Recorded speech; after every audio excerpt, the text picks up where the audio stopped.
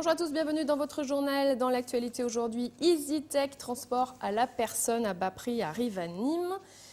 Assemblée générale des jeunes agriculteurs. Pour s'en sortir, ils décident de diversifier leurs activités. En sport, on revient sur la victoire difficile des handballeuses du HBCN. Et côté football en Ligue 2, le championnat de Ligue 2, donc, où le Nîmes Olympique se déplace à Angers. Nous les avons rencontrés avant leur départ. On commence tout de suite avec EasyTech qui arrive à Nîmes. Cette société de transport à la personne à bas prix inquiète les artisans taxis. EasyTech compte démarrer son activité dans la capitale gardoise et ce, dès fin février. Nicolas Pinchinou. Permettre à leurs enfants en âge de sortie de rentrer dans les meilleures conditions avec un budget limité, telle était la volonté de Jean-Marc Sibade et d'Olivier Michel en co-créant EasyTech. Un service de transport à la personne à bas coût qui est né à Avignon et qui en un an a déjà transporté plus de 70 000 personnes dont 17 000 de nuit. À la différence des taxis qui ont le droit de stationner sur des emplacements réservés, les transports EasyTech ne se font que sur réservation, internet ou téléphone. Une téléopératrice va prendre votre itinéraire en compte et elle va vous dire combien vous allez payer. Donc de 0 à 7 km, vous payez 7 €. Vous le savez à l'avance, il n'y a pas de surprise, il n'y a pas de compteur dans les voitures. Et voilà, donc un chauffeur vient vous chercher. Et de 7 à 15 km, il faut débourser 15 €, de 15 à 25 km, 25 € et jusqu'à 50 km, 35 €. Des coûts low cost qui sont en partie financés par la publicité sur le véhicule, mais également à l'intérieur. Tout est réalisé en interne, que ce soit la pose du covering, la création, le centre d'appel est en France, il est sur Avignon. Le service communication également, tout est réalisé en interne, ce qui fait qu'on peut être très réactif. Mais également au niveau social, on est 75 employés à ce jour, donc ce qui n'est pas négligeable. Une société de transport qui inquiète les artisans de taxi qui y voient là une concurrence déloyale. Sur Avignon, le tribunal de grande instance a déjà tranché en faveur de la société EasyTech. Un appel sera rendu à Nîmes courant mars.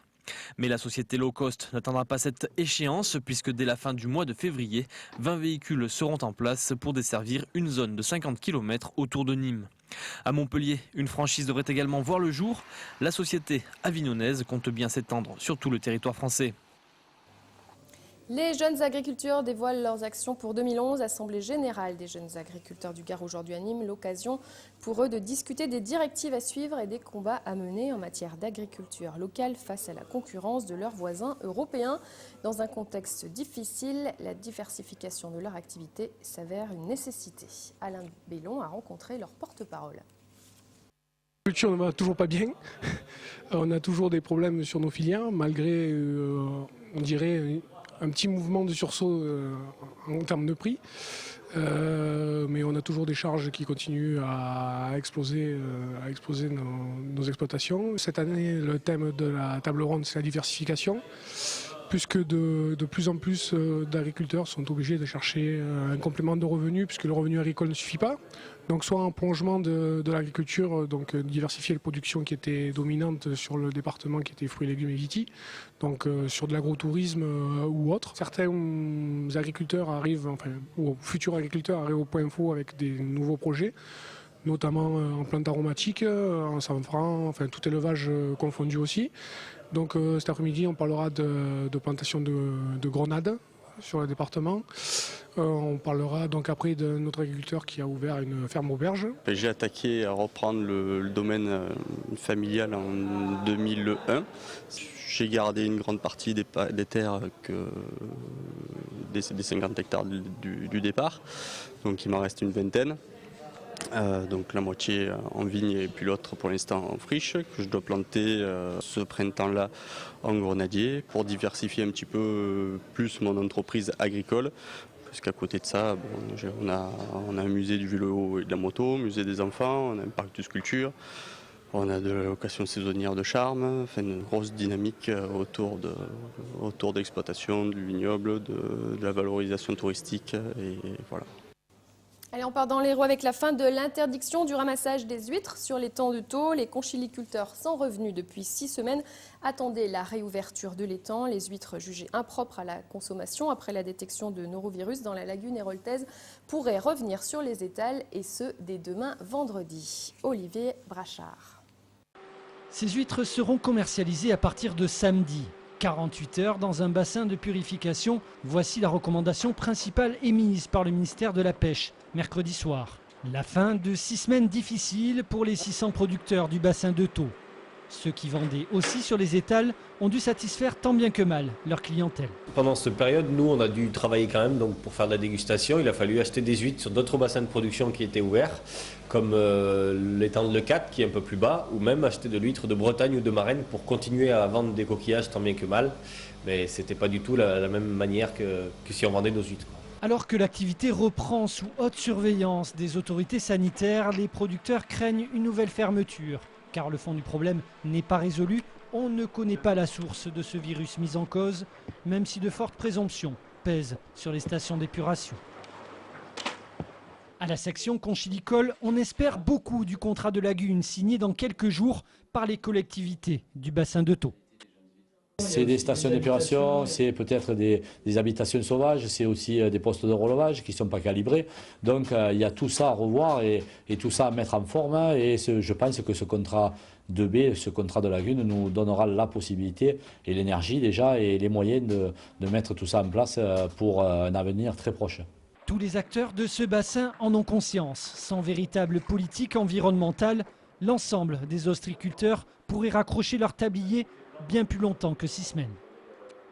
Voilà, les huîtres de l'étang de Thau devraient rejoindre les marchés donc dès demain vendredi. On va ouvrir une page sport avec le handball HBCN Besançon. C'était l'affiche hier. On revient donc sur la victoire difficile des handballeuses du HBCN qui ont gagné 29-27 hier au Parnasse. Résumé de cette rencontre en compagnie d'Alain Bellon. On a mis du cœur, on a mis de l'envie et on a réussi du coup à faire peut-être un petit peu douter Nîmes. Et oui, Nîmes a douté. Hier au Parnasse, les filles du HBCN ont dû se battre jusqu'à la dernière minute pour mettre au tapis la petite équipe de Besançon. Pourtant, sur le papier, les Nîmoises 4e au classement avaient tous les arguments pour croquer les Franc-Comtoises qui occupent l'avant-dernière place de D1. C'est une équipe qui n'a rien à perdre, mais par contre elles sont venues là sur le terrain au Parnasse pour gagner. C'est vrai que la première mi-temps leur a donné l'espoir de pouvoir prendre les 3 points ici à Nîmes. Je suis pas contente parce qu'on n'a pas eu cet enthousiasme lors de l'autre match. Il faudra attendre la deuxième mi-temps pour voir la machine HBCN opérer. À l'image des 2 gardiennes toujours présentes dans les moments difficiles, le groupe nîmois ne lâchera rien jusqu'à la fin de cette rencontre. Résultat 29-27, seulement 2 petits buts d'avance, mais le HBCN peut sortir du Parnasse la tête haute avec 3 points de plus au compteur. On va remotiver les troupes et repartir sur des bonnes bases pour le match qui arrive. Prochaine rencontre pour les filles de Manuela Elie. Dimanche, le HBCN ira se frotter aux Bretonnes de Havre qui occupent la 2e place du classement. Et côté football en Ligue 2, le Nîmes Olympique se déplace à Angers. Angers qui se classe 12e au classement général. Au match aller, Nîmes Olympique l'avait emporté 2-0. Nous sommes allés à la rencontre du staff nîmois avant leur départ en bus. Olivier Michel. Un état d'esprit revanchard, l'envie de rapporter un résultat et puis on fera le point en rentrant. C'est en bus que les Nîmois ont ce matin rejoint Avignon pour prendre le TGV direction Angers. Un bus avec satellite, couchette et salon, aux couleurs des crocos, mais qui ne transporte pas que le Nîmes Olympique. Ce qu'on voit, c'est le fanion du Nîmes Olympique là qu'on voit juste là. Exactement, tout à fait. Ouais. Là, oui, et tout à l'heure, je le change. Je me suis le distre. Voilà. Je fais que ça.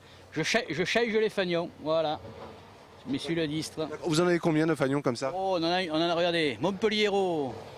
Ouais, là, celui-là, c'était la semaine dernière, c'était pas très bon. Celui de Boulogne, et même bon, l'équipe de France de handball, voilà, que j'ai transporté en 2002, voilà. Les Nîmois pointent eux à la 15e place de Ligue 2 et sur le plan sportif, avec 3 défaites consécutives et à 3 points du premier relégable, ils sont sous pression. Il faut se ressaisir. Bon, moi je compte sur tout le monde pour apporter le meilleur de soi-même. Et ne pas, comme je leur ai dit, en 15 matchs, mettre à zéro tout le travail depuis 8 ans. On va se mouiller, on va se jeter corps perdu dans la bataille. Il nous reste 15 matchs, on sait qu'il faut en gagner 6. Donc on va tout faire pour gagner ces 6 matchs avant le plus vite possible. Et prendre un maximum de points. Et si on prend un point à Angers, ça sera très bien. Le repli défensif? Oui, le repli défensif, une équipe avec beaucoup plus de joueurs de combattants, une équipe avec des garçons beaucoup plus forts à l'impact, une équipe de battants. Donc on fera quelque chose. Si la motivation des Nîmois est bien présente, reste encore à trouver l'inspiration. Ce sera dès lundi dans Miroir des Sports et également dans Croco Hebdo. Vos 2 rendez-vous donc football sur TV Sud. Ce soir, votre soirée, c'est en compagnie de Julien Lamoussière dans Sortie Plein Sud et également Course Camarguaise au programme. Bonne soirée à tous sur TV Sud et à demain dès 12h30 pour le Flash en compagnie de Franck Chassagnon.